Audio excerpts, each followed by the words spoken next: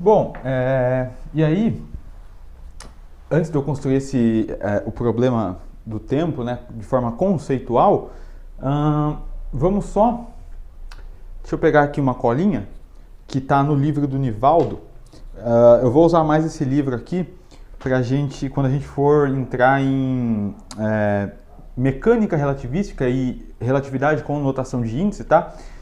Esse livro ele é uma boa referência, tá? No PDF como referência, tá? Que foi um livro que eu utilizei de referência para fazer o PDF. Este livro aqui, tá? De mecânica analítica do Nivaldo Lemos, da UF. Aqui, né, ele coloca a forma vetorial também das transformações de Lorentz. O que isso significa, né? Se você tem um vetor R, denotado aqui então por R, que é uma função de x, y e z, no geral, se você não quiser fazer aquela rotação que a gente falou e tal, você pode simplesmente, né, eu não quero rotacionar meu sistema, eu quero escrever ele do jeito que está, utilizando esse vetor aqui, em uma linha. Eu não vou demonstrar isso, tá? É bem fácil de demonstrar, mas em uma linha você mostra que, então, de K para K', tá? Essa é uma relação de K para K'. De K' para K, você já sabe, basta inverter. Ele tem R' é igual a R mais gama menos 1, que multiplica R gama menos 1, beta escalar R. Aí aqui vai ser, como beta é V sobre C, né? Vai ser V escalar R no caso, né? É o produto escalar aqui. Sobre beta 2, beta, tá legal? Menos gama C, beta T. Tá bom? Vai ser basicamente isso daqui. Aqui você fala, por que você não corta esse beta com esse beta aqui, né? Bom, tem uma série esse beta é um V sobre C aqui, né? Ou um V sobre V. O beta ele denota geralmente a velocidade do corpo com relação à velocidade da luz, mas também pode denotar a velocidade de um corpo com relação a uma outra velocidade que é menor do que a da luz, tá? Que está entre 0 e a velocidade da luz. Então, é o seguinte, isso aqui é uma questão só de notação, tá? Em alguns outros lugares você pode ver de forma diferente. Se for procurar isso na internet, por exemplo, acho que vai estar de forma diferente. Se for procurar em inglês, tá? Eu sempre recomendo procurar mais em inglês. Se bem que as transformações de Lorentz até tem a forma vetorial de forma português Brasil, né? Bem explicadinho, bem bonitinho. Então não vai ser um problema você achar isso. E aí com isso, eu derivo imediatamente o tempo fazendo gama T menos beta escalar R sobre C. Ou se você quiser escrever esse beta como V sobre C, vai aparecer um C2 aqui, então fica V escalar R sobre C2, né? Veja que o tempo não muda muito do tempo que nós achamos fazendo aquela rotação no nosso sistema, né? O tempo, se a dependência só está em x, se a velocidade tem componente Vx, x chapéu, então o tempo, né? T' é simplesmente gama que multiplica T menos V sobre C x, né? Ele era simplesmente isso. V2 sobre C. Desculpa, V sobre C2, x. Era só isso. Então não muda muito a forma do tempo, né? No lugar de x a gente colocou R aqui. O que muda mais é quando você está falando de vetor mesmo, né? Então o vetor R, se ele depender dessas três, no geral, tá? Não precisa ser x, y e z. Pode ser r θ φ. Isso vale para um sistema de coordenadas arbitrário. Eu só estou colocando em função das três coordenadas cartesianas aqui, que é mais comum, mas a princípio é qualquer coordenada, seja cilíndrica, esférica, cartesiana, não importa. Então, forma vetorial das transformações de Lorentz. E aí, bom, então daqui, né, dessas transformações que eu vou reescrever aqui, a gente tira imediatamente a dilatação do tempo e aí é o que a gente tem que conversar sobre a interpretação disso, tá? Por conta do seguinte, a forma, então, colocar aqui as transformações de Lorentz, né? Z. Eu vou colocar só então para x e t, tá? X é gama x menos vt. Eu vou escrever um V grande, né? Que geralmente esse V grande denota a velocidade do referencial, né? E para o tempo, simplesmente gama t menos v sobre c2 x, tá? Simplesmente isso. E aí, vamos lá. Qual que é a brincadeira, então, que a gente vai montar aqui? É a seguinte, como eu falei, né? Eu não vou usar aquela ideiazinha clássica do vagão de trem, do feixe de luz que é emitido assim. Eu vou usar uma outra ideia, que é bem análoga, tá? É bem parecida com essa, mas é a seguinte. É equivalente a isso. Mas, vamos lá. Vamos imaginar, então, dois referenciais. O nosso famoso K e o K'. Eu vou pegar aqui, desenhar esses dois referenciais. Aqui está o K. Desculpa, aqui está o K', que se move com velocidade v em relação a K, que somos nós aqui na superfície da Terra. Então isso aqui é um vagão de trem, tá legal? Aqui tem o trilhozinho, beleza, tudo aquela coisa lá. Qual que é a brincadeira aqui então? Tem um cara aqui dentro, tem um observador aqui. Eu não vou desenhar observadores, eu vou simplesmente chamar de O', o observador dentro de K'. E vou chamar de O, o observador que está em K. Ok? Dado isto, qual que é a nossa brincadeira aqui? Dentro de K', vamos supor que aqui seja a origem, tá? Esse ponto que eu estou marcando aqui seja a origem. Não precisa ser a princípio, mas vamos supor que seja a origem. Tem um dispositivo aqui. O que esse dispositivo faz? Ele faz o seguinte. Aqui fora, então vamos lá. Aqui tem um dispositivo dentro de K'. Aqui fora de K', em K, onde nós estamos, também tem um dispositivo desse, mas a gente tem dois desses, tá? Então aqui tem um dispositivo e aqui fora tem dois. Qual que é a brincadeira? Quando este vagão de trem está vindo com velocidade v aqui, nós estamos aqui fora e nós queremos fazer relações entre medidas de tempo. Já aqui, isso é que a relatividade especial faz, ela conecta medidas de espaço, medidas feitas, né, entre referenciais inerciais, medidas de espaço e de tempo, né, de posição e tempo. Dado isto, eu quero medir, então, o intervalo de tempo, como que o tempo passa aqui e aqui, como que é essa conexão, né? Então, para isso, a ideia é a seguinte, quando esse cara vem, ele está vindo, no exato momento em que esses dois dispositivos eles se alinharem, tem algum mecanismo que faz com que esse cara emita um som, ele faz um bip, então ele faz um bip, na posição x0, x'0 eu vou chamar, pode ser? Na posição x'0, aqui eu vou chamar de x1 e aqui eu vou chamar de x2, tá bom? O nosso referencial K tem coordenadas x1 e x2. O referencial K', como eu falei que ele está na origem, né? Ele está medindo uma posição x0, x'0. Tá bom? Então, esses caras se alinham e aí faz um bip. Beleza? Nós dois escutamos este bip. Esse é o evento. O evento acontece para todos. Lembre-se disso, nossa definição de evento. O bip acontece para todos. Nós dois ouvimos esse bip. Beleza. Então esse é o primeiro evento.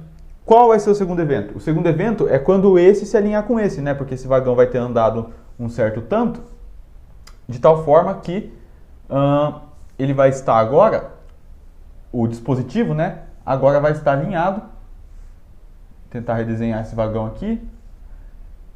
Agora então o dispositivo, esse dispositivo aqui vai estar alinhado com o dispositivo em x2. Então o primeiro dispositivo aqui ficou para trás e agora esse aqui em x2.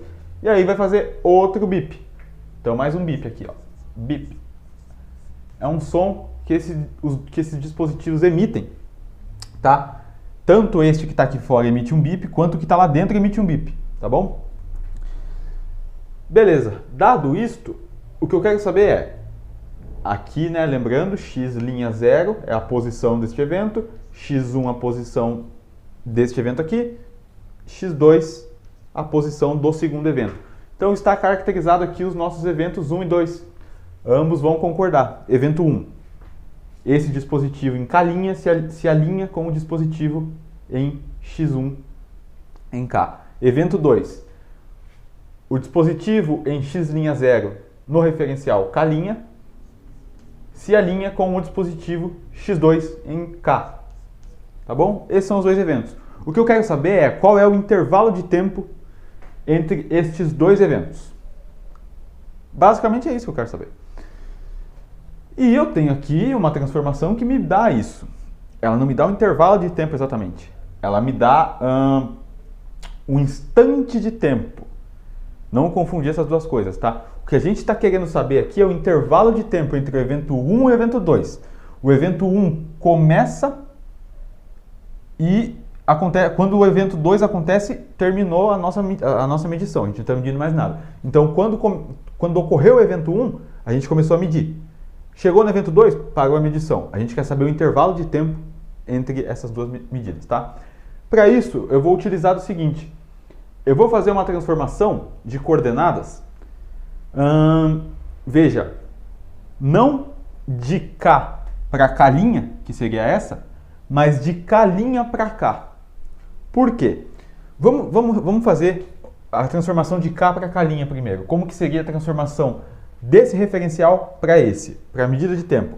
Bom, a gente teria que calcular o instante em que ocorreu o evento 1, então o T'1, que seria gama, que multiplica T1 menos Vx1 sobre C2.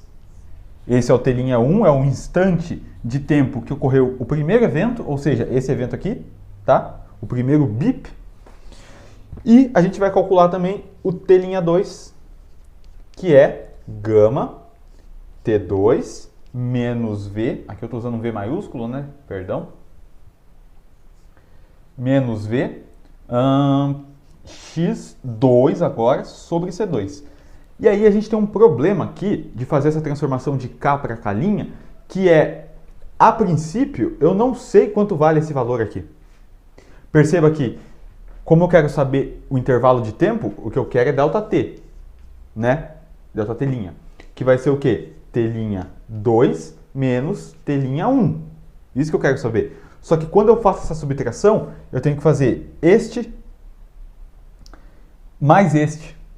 E a princípio, eu não sei qual é a distância que esses dois dispositivos estão. Então, assim, se eu soubesse, eu poderia fazer essa transformação tranquilamente. Mas, como eu não sei, eu vou fazer a transformação inversa. A transformação de K para K. Por quê? Porque no referencial K', os dois eventos, o BIP1 e o BIP2, acontecem no mesmo lugar, na mesma posição. Ou seja, lembra daquele procedimento, né, que a gente fez eu estou num referencial em repouso, eu consigo marcar posições aqui nesse meu referencial e consigo sincronizar cada ponto desse, eu coloco um reloginho. Então, cada ponto cada posição que eu marquei no meu sistema de coordenadas aqui tem um relógio presente, um relógio que está sincronizado por aquele procedimento que nós montamos agora há pouco. Né, na aula passada, que eu estou gravando tudo de uma vez, né, mas eu estou postando em partes aqui. Na aula passada a gente fez esse procedimento, né, que eu falei do piso ainda, da analogia do piso. Beleza. Já que esses dois eventos acontecem na mesma posição para K', é mais interessante, né, então eu vou fazer a transformação de K' para K. E é isso que eu vou fazer. Então, fazendo a transformação de K' para K, para medir o ΔT mesmo, eu tenho que fazer T1 menos T2, né? Então, vamos colocar aqui já. ΔT vai ser o instante de tempo em que ocorreu o evento 2, ou seja, este evento, quando os dois dispositivos aqui, quando x'0 se alinha com x2, E eu tenho que saber também, e eu vou subtrair, né, do instante de tempo em que ocorreu o primeiro evento, tá? E agora o que eu faço então? Bom, quem que é o meu T'? Desculpa, só T, né, sem linha. Quem que é o meu T1? Ah, é o inverso disso daqui, né? Deixa eu calcular um pouco mais para baixo aqui. O meu T1, eu vou calcular aqui para vocês verem melhor, tá? O meu T1, ele é o inverso, é de K para cá, então ele é simplesmente gama T'1 menos V X'. Agora, né? X', que no caso é o X'0, tá? Sobre C quadrado. Beleza. E o T2 é a mesma coisa. Ele é gama T'2, eu estou fazendo transformação de K' para K, então isso daqui é a medida em K, menos V X0 linha C quadrado. Perceba que pelo simples fato dos eventos acontecerem na mesma posição para esse cara aqui, quando eu faço esse ΔT aqui, que é T2, ou seja, gama T'2 menos Vx0' sobre C2 menos o T1, que é gama T'1 menos Vx'0 sobre C2, faz com que quando eu faço esse, aqui é X0, aqui é Vx'0 sobre C2. Aqui tem um sinal de menos, que quando entrar com esse sinal de menos aqui vai ficar positivo. Então eu vou ter menos Vx'0 sobre C2 mais Vx'0 sobre C2. Isso daqui mata. Ou seja, eu fiquei somente com gama, fatora, né? Gama, que multiplica T2 menos T1. Então eu tenho que ΔT é igual a gama, que multiplica T2, linha, menos T1'. Mas o que é isso? Isso daqui é um ΔT'. Então eu tenho aqui, né, deixa eu puxar para cá, que ΔT é igual a gama ΔT'. Alguns comentários antes, tá? Olha o que está escrito aqui. Importante interpretar isso daqui, na verdade, tá? De forma correta. Que muita gente, né, chega nessa parte aqui, fica eufórica, né? O tempo passa diferente. Não. O que essa expressão está falando aqui pra gente? Não é que o tempo passa diferente. Isso aqui, esse delta aqui, significa intervalo de tempo. No fundo, o que a gente está fazendo? Relacionando medidas entre um referencial, K', que é inercial a K. Então a gente está fazendo uma medida num referencial K, tem um outro referencial K' que faz uma medida também de intervalo de tempo. A gente está relacionando os intervalos de tempo, tá? Veja então, portanto, que esse cara aqui, como que a gente tende a interpretar isso daqui, né? O tempo passa mais rápido, mais devagar para quem está do lado de dentro do vagão, não é? Para quem está lá dentro, é como se o tempo passasse mais devagar. Na realidade, o que relaciona tempo, o tempo mesmo, tempo, é essa expressão. Instante de tempo é isso aqui, né?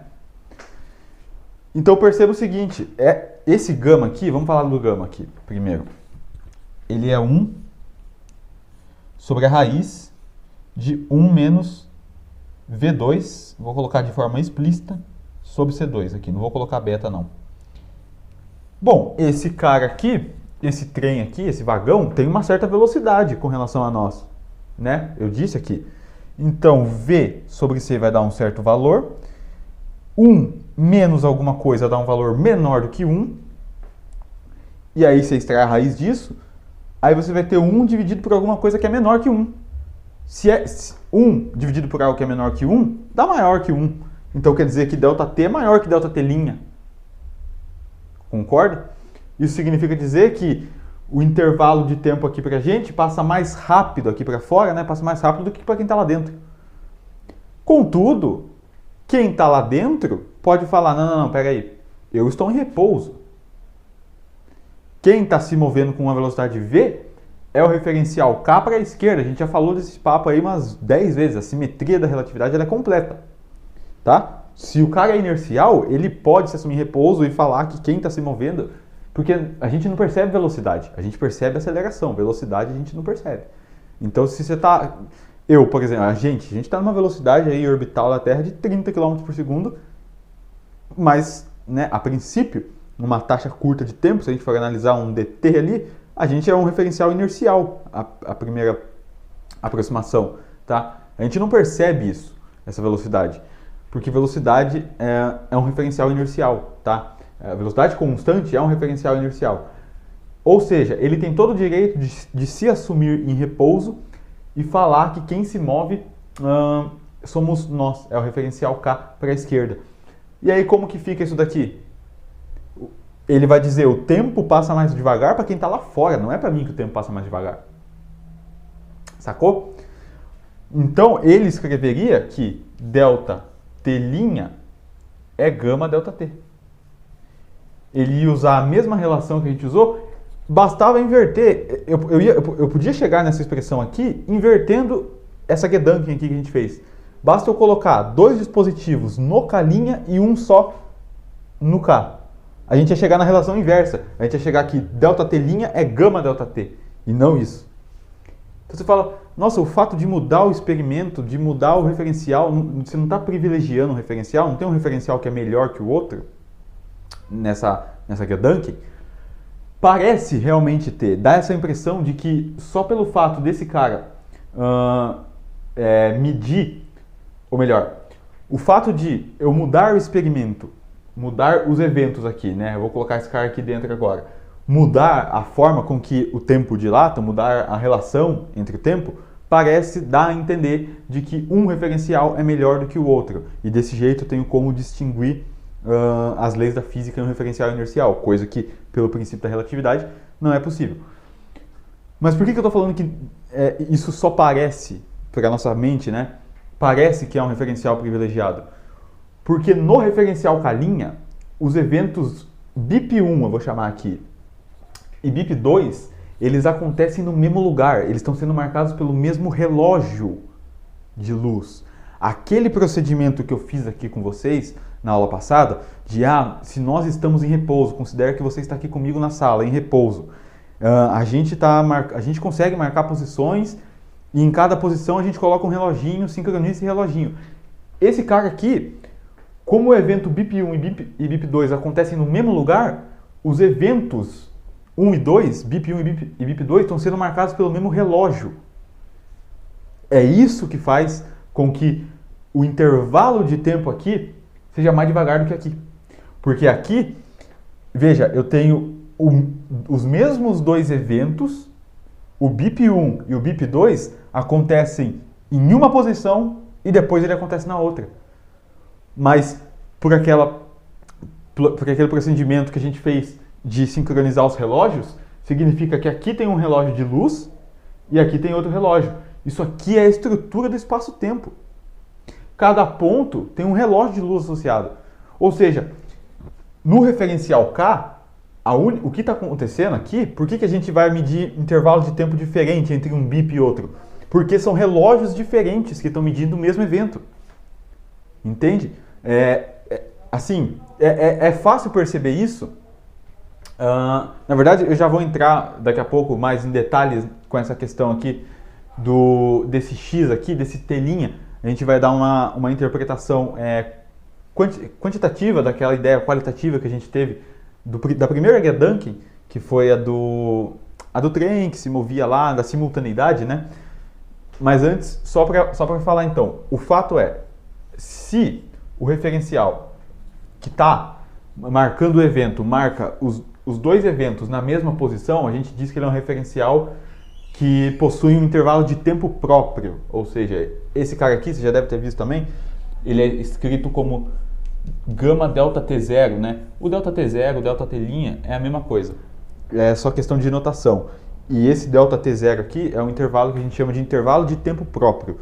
É um intervalo de tempo marcado pelo referencial que mede os dois eventos no mesmo lugar, pelo mesmo relógio.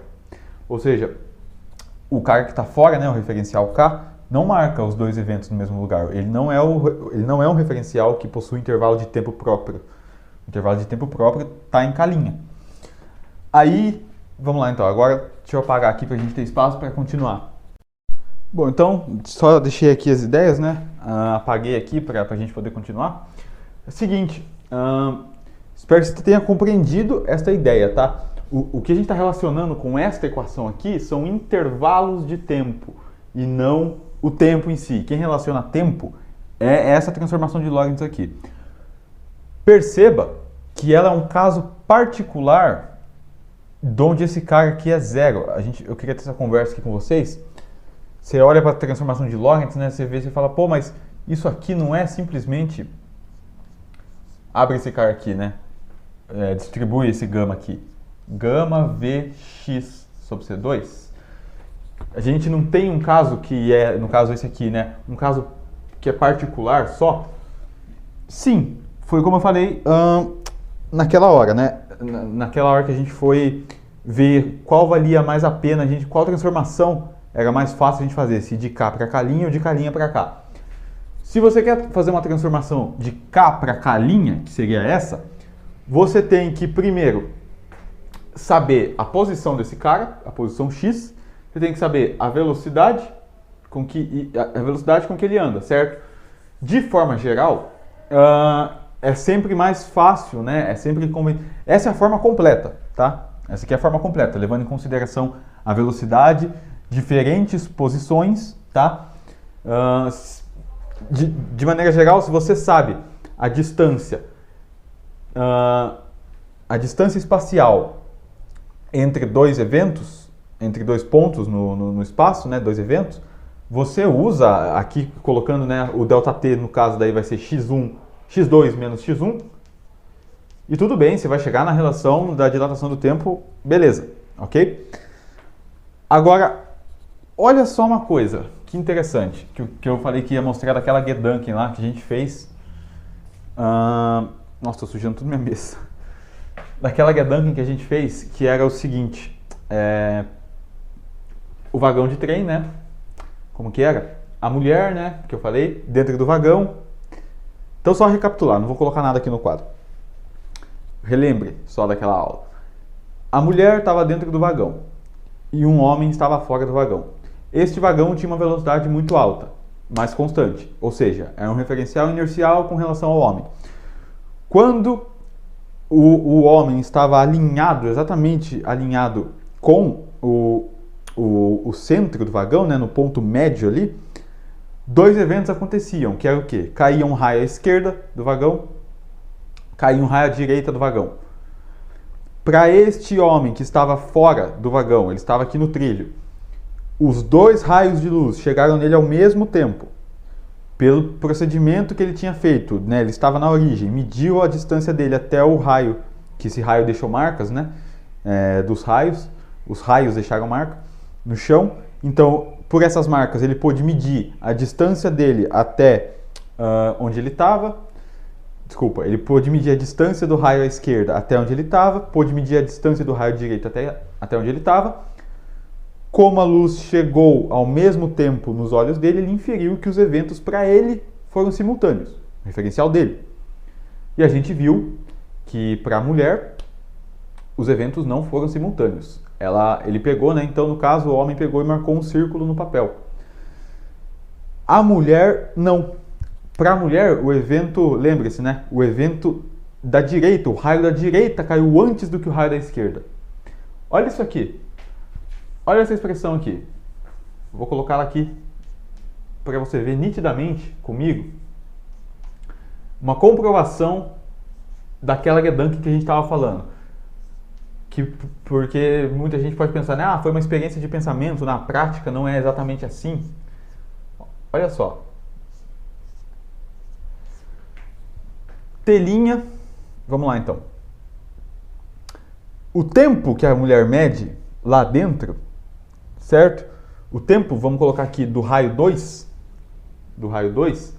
vai ser γt, beleza?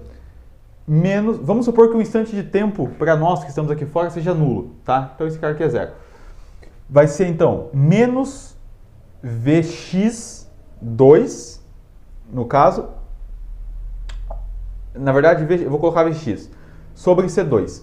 Acontece, eu vou colocar Vx2 aqui, acontece que, veja, para esta mulher que estava dentro do vagão, ela tinha lá suas marcações de posição, certo? Ela é um referencial inercial, ela tem todo o direito de fazer isso. O raio que caiu à direita, numa posição x2, e aqui eu vou colocar x1, ele é maior, vamos colocar como referência aqui o zero aqui, por exemplo. Aqui é o zero. Então, veja, x2 está numa posição que é maior do que x1. Então, quanto maior é o meu x, menor é o meu t. O que isso significa? Pensando naquela Gedanken lá. Significa que se você está andando numa direção, estava andando para cá, né? Você está evoluindo nessas coordenadas. Quanto mais à frente você vai, maior é o seu x, menor é o tempo do evento que acontece aqui, por exemplo. Entende isso? Por quê? Porque você está tirando do t, você está com o x, né? Quanto maior for o seu x, menor, você está tirando do t. Tá? Basicamente isso. Se essa mulher estivesse se movendo para a esquerda, ela iria ver primeiro o raio da esquerda acontecendo, depois o raio da direita. Por quê? Porque neste caso, né, se ela tiver, a origem dela estaria aqui, então o x1 seria maior do que o x2. Então o raio da esquerda ela ia acontecer num instante menor, ou seja, antes do que o raio da direita. Isso comprova aquela Gedanken que a gente fez, só por essa análise aqui. Quanto maior for o seu x, num instante menor de tempo, o evento vai ocorrer. Ou seja, na prática, dois eventos que são simultâneos para um referencial jamais serão, né, para um referencial que se move com relação a este. Tá? No nosso caso, o K' se movia em relação a K. Dois eventos que foram simultâneos para K, que a gente falou 1 microsegundo, né? Aconteceram no instante de tempo 0 microsegundo, né? A emissão, lembre-se, nunca confundir a emissão do evento com a recepção, com o tempo, o instante de tempo que você recebeu este evento, mas a gente viu que eles eram simultâneos, né? A emissão do facho de luz era simultânea, no caso, a emissão não era o evento, né? O evento era o raio caindo. Os raios caindo eram simultâneos para nós, enquanto para a mulher não era. Para a mulher, ela via primeiro o raio de lá, depois o raio de cá, tá? Por conta desse fato aqui. Esse valor aqui, quando ele aumenta, você tira mais daqui, né? Então, esse aqui diminui, né? Por consequência.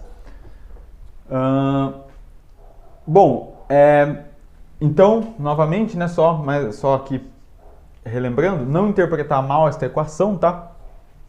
Isso daqui não está falando... Isso aqui é uma relação de coordenadas, tá? É uma relação puramente de coordenadas. Não tem nada a ver com o tempo passa mais devagar lá para quem está lá dentro, porque o cara que está lá dentro também pode falar ao contrário, pode falar que ele está em repouso, quem passa devagar, o tempo passa mais devagar para você, não para ele. Você pergunta quem está certo? Os dois. Os dois estão certos, os dois são inerciais, a simetria é completa, não tem paradoxo aqui, tá? Eu vejo muita gente se confundindo com isso. Eu me confundi bastante no começo, né? Tipo, pô, se o cara lá dentro, o tempo passa mais devagar, mas ele é um referencial inercial, ele pode ficar em repouso, ele pode se assumir em repouso, se ele não sabe, né, que ele está com velocidade, ele fala, eu estou em repouso e quem se move é as coisas lá fora, para o outro lado.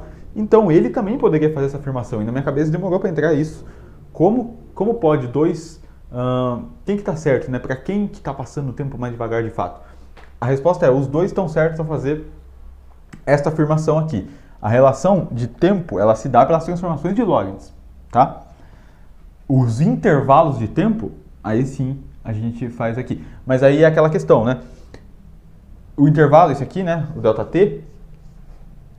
ΔT0, é um intervalo de tempo, é o que a gente chama de tempo próprio. Tempo próprio, tempo medido pelo referencial, é o tempo medido no referencial em que os dois eventos acontecem na mesma posição, ou seja, é o mesmo relógio de luz que marca esses dois eventos, né? Esse é o intervalo de tempo próprio. Veja que o intervalo de tempo próprio, todos os referenciais são capazes de marcar, tá? Eu estou em repouso. Vamos supor que o evento que eu vou considerar aqui seja eu soltar o giz, que é o evento 1, o evento 2 é giz cair na minha mão. Isso aqui dá um intervalo de tempo. Para mim ele é próprio. Para um alienígena que está passando e vê eu fazendo isso, ele vai calcular isso daqui. Mas, se eu estou olhando agora o alienígena e vejo ele fazendo este mesmo evento, evento 1, soltar o giz na mão dele, evento 2, o giz cair na mão dele, o intervalo de tempo não é próprio para mim, porque eu vou estar medindo isso num referencial onde os eventos acontecem em posições diferentes, porque o alienígena tem velocidade. No geral, na prática, é impossível fazer medições na mesma posição de um referencial em movimento, porque ele está em movimento, entende? Então, eu acho que eu não consigo reduzir, eu não consigo ser mais simplista do que isso, tá? Mas, enfim, o intervalo de tempo próprio, então, todos os referenciais são capazes de marcar. O que a relatividade faz é simplesmente conectar medidas feitas entre dois referenciais inerciais. O tempo, como sendo uma coordenada, a gente consegue calcular o intervalo de tempo. Lembra na relatividade lá, né, de Galileu, que a gente discordava, eu até mostrei com você, quanto a trajetória de um corpo, quanto a posição em que um corpo estava, com a posição em que um corpo foi solto, com a posição em que um certo corpo caiu. Lembram disso? A gente discordava na posição. Para um dos referenciais, que é o referencial que estava andando junto com a bolinha lá, os dois eventos aconteciam na mesma posição, na posição x0. Aqui, no outro não, né? No outro acontecia na posição x1 e x2.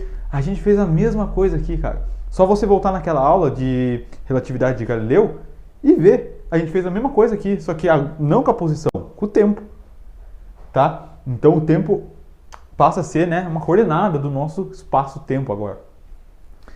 Eu fiz a mesma coisa, foi exatamente a mesma coisa. Foi relacionar medidas feitas entre dois referenciais inerciais, tá? Esse é o papel fundamental da relatividade.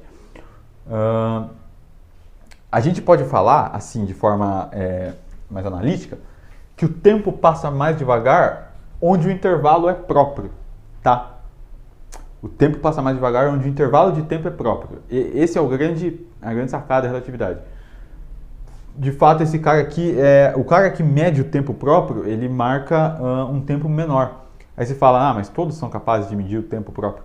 Sim, mas isso significa que quem está me vendo de fora, com uma certa velocidade, está usando essa relação aqui. Se eu estou vendo, né, de novo, um observador se movendo com relação a mim, eu também vou usar isso aqui. O intervalo de tempo próprio, todos os referenciais podem usar, mas os eventos, eles têm que estar acontecendo nesse referencial, tá? Se o evento que você está medindo não está acontecendo no seu referencial, ele está acontecendo em posições diferentes, você vai ter uma medida de tempo, um intervalo de tempo diferente, tá bom? Bom, então falta a gente falar da contração do espaço, né? Que, enfim, esse daí eu vou deixar para a próxima aula mesmo. É isso aí, valeu, falou e fui.